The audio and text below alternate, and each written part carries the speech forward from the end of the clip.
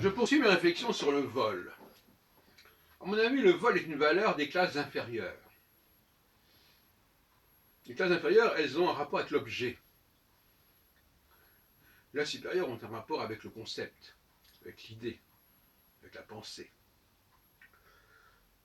Les classes inférieures, elles n'existent que par ce qu'elles peuvent s'approprier, par les objets, les livres, la maison, la possession. C'est ça qui constitue leur valeur. Et par conséquent, l'islam, qui accorde la plus grande importance au vol, est une religion des classes inférieures.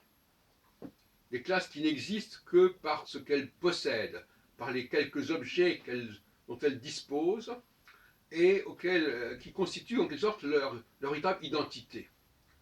Je suis, c'est à moi ça, je suis le propriétaire de ceci, de cela. Et le vol, qui est punissable en islam de manière terrible par la main tranchée, par exemple, en tout cas par des coups, il ne suffit pas de récupérer le bien volé, il faut aussi punir celui qui a osé voler, parce que c'est une loi fondamentale, c'est une loi essentielle dans leur esprit.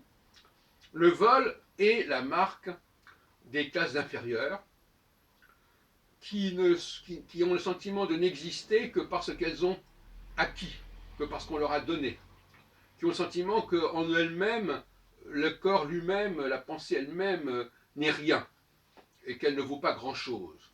Et que ce qui est important, c'est ce qui est ajouté.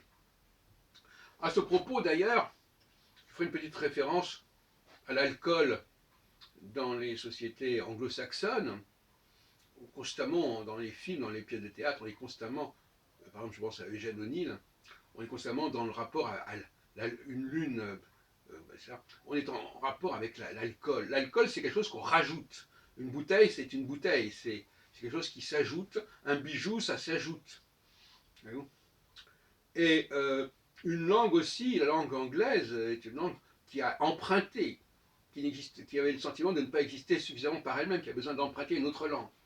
Donc paradoxalement, le vol, la condamnation du vol, je dirais presque que c'est le corollaire d'un autre vol antérieur. Je me suis approprié quelque chose et on veut me voler ce dont je me suis approprié. Parce que finalement, d'une certaine manière, celui qui a acquis quelque chose, ça ne lui appartient pas réellement. Ça ne lui appartient pas intrinsèquement. C'est quelque chose qu'il a acquis, qu'il a ajouté à ce qu'il était.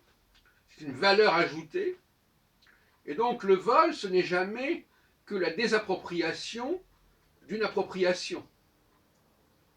Donc c'est un monde complètement fondé sur je prends, tu me prends. Voilà, on est dans la prise, on est dans la conquête. Et on sait que chez les Arabes, la conquête est très importante, c'est une notion très importante. Je m'approprie quelque chose. Et si quelqu'un veut me prendre ce dont je me suis approprié, ce que je me suis approprié, là il y a un scandale, qui est d'ailleurs plus ou moins une loi internationale, n'est-ce pas, qui consiste à dire, voilà, ne remettons pas en question ce que les États se sont appropriés. En sachant très bien que, de toute façon, quand par exemple on prend le cas de l'Alsace, si l'Allemagne a volé à un moment donné l'Alsace à la France a volé l'Alsace à l'Empire, etc. Enfin, je veux dire quoi, le vol, c'est une succession de vols. Un vol qui en annule un autre, etc., etc. Et par conséquent, c'est le monde des classes inférieures. C'est le monde d'en bas. Le monde d'en haut, lui, il accorde beaucoup moins d'importance au vol. La seule chose qui pourrait être importante, c'est le vol des idées, le vol de la pensée. Mais le vol des idées, ça n'a pas beaucoup de sens. De toute façon, si j'émets une idée, c'est pour qu'elle soit reprise par d'autres. C'est pour féconder. On est dans la générosité. Les classes supérieures, elles sont dans la générosité. Elles donnent quelque chose. Elles donnent à penser, elles donnent quelque chose que l'autre va pouvoir exploiter, va pouvoir développer, va pouvoir prolonger. De la même façon, par exemple, que l'homme qui enfante, qui en gros c'est une femme, il lui donne quelque chose. Mais après, la femme va dire mon enfant, mon enfant. L'homme a donné quelque chose gratuitement, et la femme, elle va s'approprier l'enfant.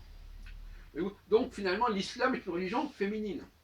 Et c'est pas inintéressant de voir que justement, le rôle de la femme dans l'islam, cette femme qui veut se protéger, qui veut se voiler, on va dire oui, mais on lui non, mais quelque part, c'est quand même une religion de la femme. Et la femme a un statut particulier, précisément parce que elle doit être coiffée, voilée, couverte, protégée, et on peut se poser la question à ce niveau-là aussi. Donc, dans les 10 commandements, c'est vrai qu'il y a tu ne voleras point, mais j'ai déjà dit comment il fallait lire les 10 commandements. Le tu ne voleras point est toujours le corollaire de tu voleras. Tu pourras prendre ceci, mais tu ne voleras pas cela. Donc je renvoie à mes travaux là-dessus. Mais le vol, ça permet à des populations, même en France, de passer à l'acte, de justifier leur violence. D'ailleurs, combien de films sont fondés là-dessus? Hein, voilà, on t'avait donné ça, et puis voilà, tu ne veux pas nous le rendre, donc on va te tuer, etc. Voilà, la violence est très souvent liée à la possession d'un bien. On dirait presque que le vol génère la violence, justifie la violence.